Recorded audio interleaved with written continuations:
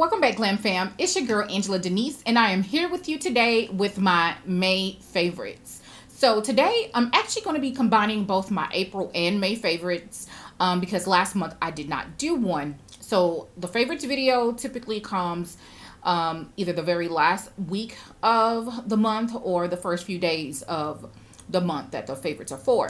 So I do know that my favorites are a little bit late this month, but you know, better late than never, right? Before we get into the favorites, I just want to kind of chat with you guys for a second. First of all, I want to go ahead and just let you guys know that all of my new subscribers, thank you so much. I do see you. You guys have been amazing, commenting, sharing my videos, everything. So I really appreciate it. And to all my existing subscribers, of course, you know, I appreciate you rocking with me since way back when. So I've been noticing people coming on my channel and advertising their channel in my comment section. So I don't know exactly in which order I talk about this, but one thing that I want to just put out there is, so when I comment on a YouTuber's video, it's truly because I watch that YouTuber, I like their content, and whatever it is that they're talking about in the video, I just wanted to kind of chime in on. And I do know that sometimes if a YouTuber knows that you have a channel, they will automatically assume that you may not have good intentions, but that's not me. But when I leave a comment, I genuinely do watch the content and I just want to kind of chime in on whatever the discussion is. But on my channel, I've noticed that may not always be the case. For example, I've gotten comments ranging from comments that have nothing to do with the video that's been posted, or people advertising their channel in the comment section. For example, hey, come and check out my channel, I did a video on this same foundation, or I did a similar video on this foundation. I've even gotten comments where people were accusing me of copying someone else's content, people that I actually do watch. And first of all, there's no copyright on video ideas. Secondly, I haven't copied anyone. My ideas are my own, and I try to keep it fresh and new by brainstorming on what type of videos that I want to do and just try to keep it unique. And if I do a video that another YouTuber did, I typically like to shout it out that I got the idea from X, Y, and Z. For example, the How Did But How Was It video that I did, I've done a couple of those. That idea did come from Tiff Jeff, and I did state that fact in the video. So anyway, so people commenting on my videos, advertising their channel, or accusing me of something going forward will be deleted, and repeat offenders will be blocked. This is the first and the last time that I will make this statement. So if you know that does not apply to you, don't worry about it. But I don't want to make this rant drawn out, but I kind of really felt like I needed to just get that off my chest because it's been happening more and more frequently, and I'm just kind of tired of it. It's tacky and unprofessional. But anyway, so without further ado, let's go ahead and get into the YouTubers that I want to highlight in this month's beauty favorites. So the first one being Destiny Godley. Now, she kind of disappeared from the YouTube community, I want to say like last year, but she has recently came back, honey, with a vengeance. She is a beautiful, deep complected woman. She is a professional. She has some amazing tips. She talks about a wide variety of products, both high-end, low-end, drugstore. And again, she's a professional, and she doesn't always just talk about the new. She talks about old, new, drugstore, high-end, luxury, just everything. I absolutely love her content, her beauty tips, and everything. If you guys do not watch Destiny Godley, please go and check her out. Everyone that I'm mentioning here, my favorite YouTubers, will be referenced down in the description bar. So there will be a link to these channels there if you want to check them out. Next up is my friend here on YouTube, Miss Bridget. I will link her channel down in my description bar, but she is a lover of all things glam, just like me, and she has some amazing content. She does product reviews. Most recently, she did a review on the new Natasha Denona Sunrise palette, if you're interested. But yeah, she does makeup videos, she does some lifestyle things, and she also caters to skincare videos for more mature women, like, you know, 35, 40 and up. So if that's something you're interested in, please check her channel out. She has a great personality, very knowledgeable, very thorough, and I absolutely adore her. Last but not least is my friend Tara Lynn. She reviews most of the new releases that come out on the market. She does very thorough multi-day reviews and wear tests, and she has the sweetest personality. She is a mom, a hardworking woman just like me. So if you are interested in reviews of new products, please check out her channel. All right, y'all. So let's go ahead and dive into the makeup. I know you guys want to know about the makeup. So over the last few months, I have definitely tried out a lot of makeup. So because I didn't do April favorites, these favorites are going to be a little bit behind. So these are products that I've tried kind of earlier in the year through the end of March-ish that I want to go ahead and highlight. First up being the Natasha Denona Biba palette. Now, I did a review and a tutorial on this palette. A lot of people, you know, wasn't really interested because they said it looked boring. But to me, this is a very practical palette. I purchased it simply because I wanted to get more acquainted with Natasha Denona formula, and I wanted something that is a palette that I would reach for frequently, and that's exactly what this is. The formulation on this is beautiful. You do have warm, neutrals, and cools in this palette. I have no regrets for purchasing it. It is definitely the hard, sturdy packaging. I have really been enjoying this palette enough to mention it in the favorites. You guys know how I roll on my favorites. So I have to be using a product at least 30 days before I feel like I could properly give a great review and feature it in a favorites video. So yeah, I've had enough time to do that, and I can actually say Natasha Denona's formula is amazing, and I have no regrets on purchasing this palette. I absolutely love it. So next up, I have a few drugstore items that I want to go ahead and talk about. I actually tried these out back in February, I believe, but I have yet to mention these in a favorites video. So here we go. I have 3 of them. First up is the CoverGirl True Blend Base Business Pore Minimizing Primer. Now, I did have a hard time finding this one. You can get it online at Target, but I did find this one at Walmart, but it's not at every Walmart. It's only at select Walmarts. Or at least it was back in February. So yeah, this is one. I don't really have a lot of drugstore products in my collection, but in searching for drugstore products for the video that I did back in February, I discovered this primer. I do feel like this primer does a great job at smoothing and minimizing the pores. Plus, it's only $6 or $7. So I really have been enjoying it. And I really love combining this one with my L'Oreal Infallible Fresh Wear Foundation. This has been great. I absolutely love this primer. Next up is the Essence Lash Princess. This mascara is so bomb. The brush on this reminds me of the Hourglass Caution Mascara. It's just so good. It does a great job at elongating, separating, and lengthening.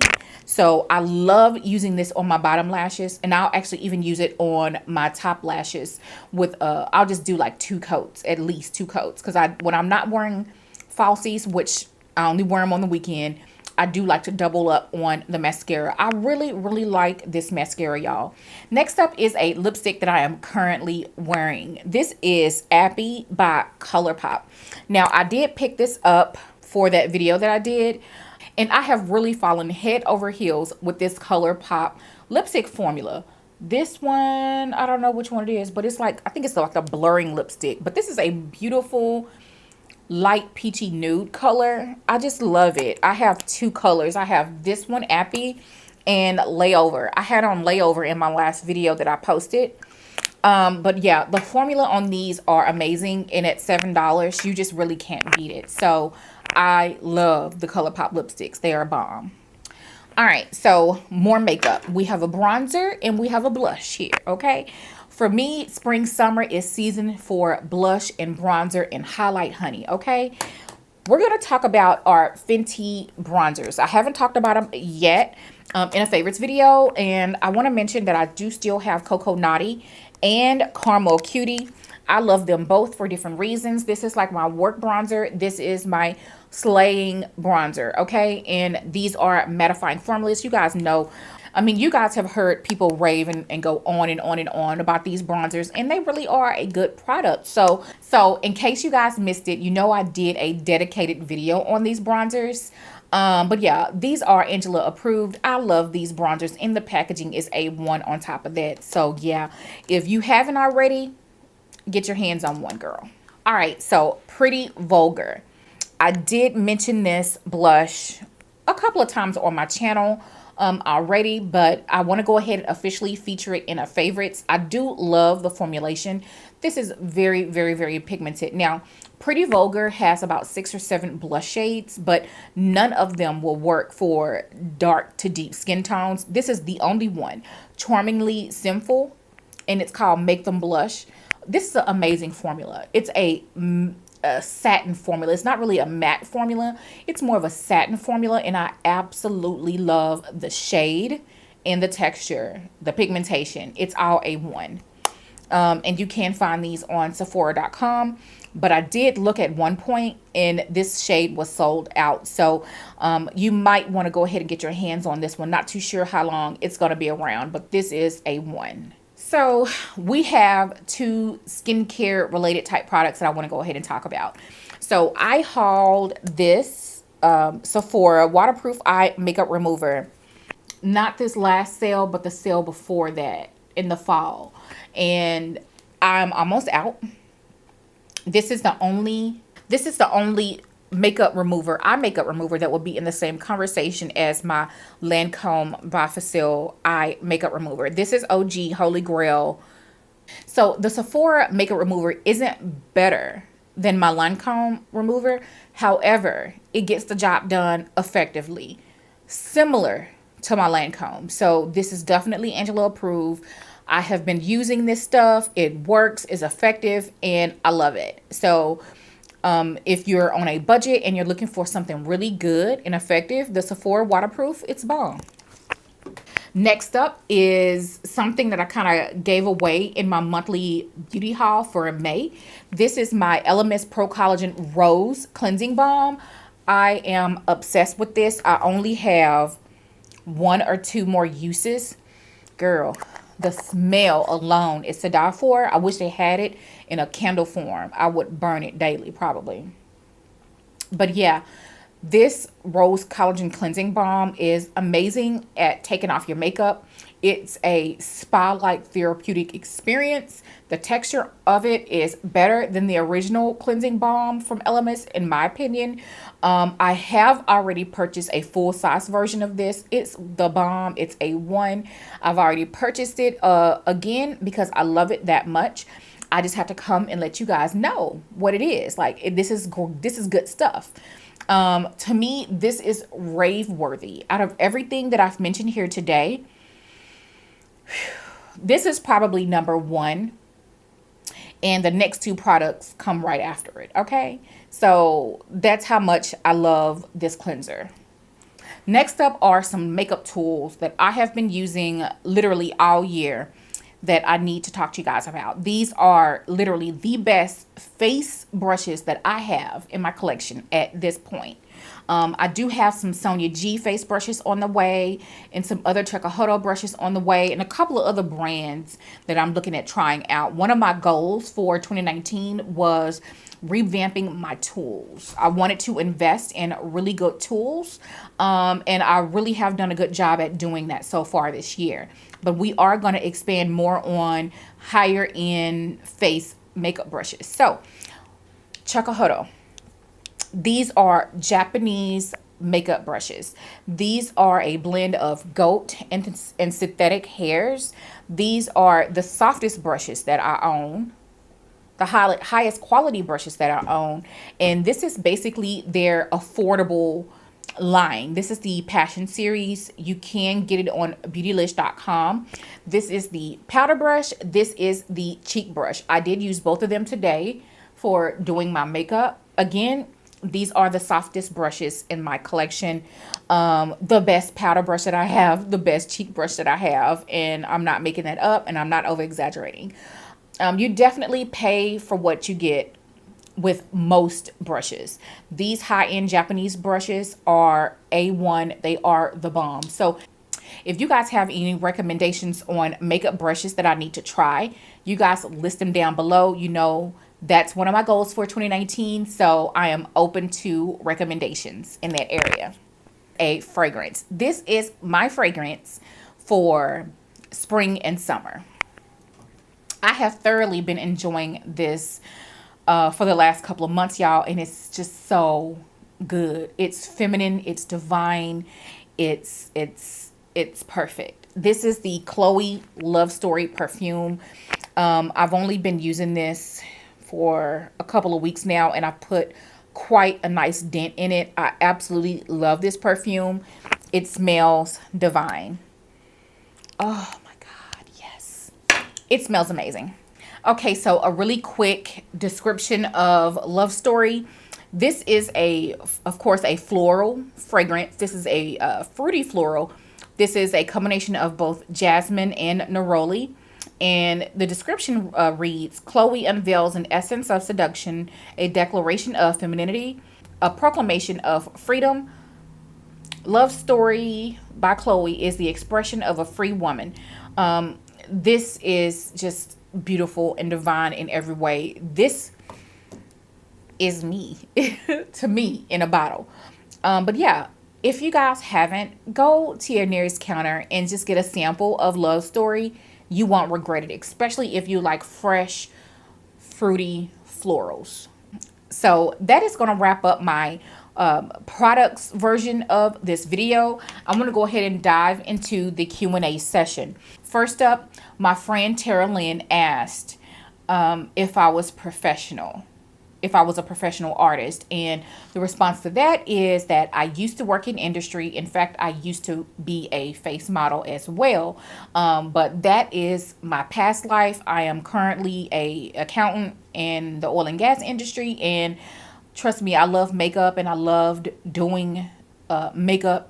And I still do it occasionally for friends and family or even clients. But it's just a one-off type of basis. So yes, I did used to work in this industry professionally. So Rohita asked, what is my MAC shade?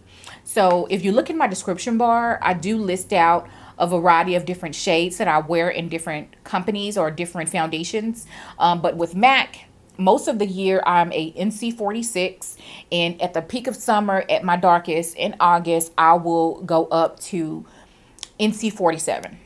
I don't have the name written down, but someone asked, how do I use the Urban Decay Primer Potion on my eyebrows? Because I really don't even use this to set, or I really don't use this to prime my eyelid because I use concealer for that. But I do prime my brow area with this before penciling in my brow. So I have a quick demo here for you. Let's go ahead and drop it now.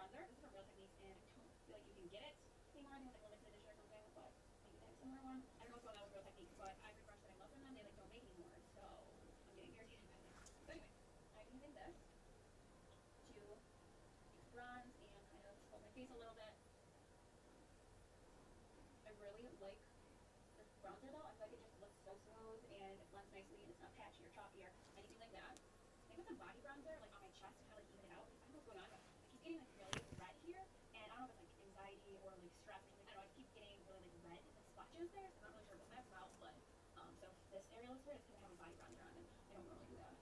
So then, I don't really do this, but I'd like to. I take a little bit of Hula Caramel, and I'm just gonna add a little bit of this too, just so it makes it more golden. I like that.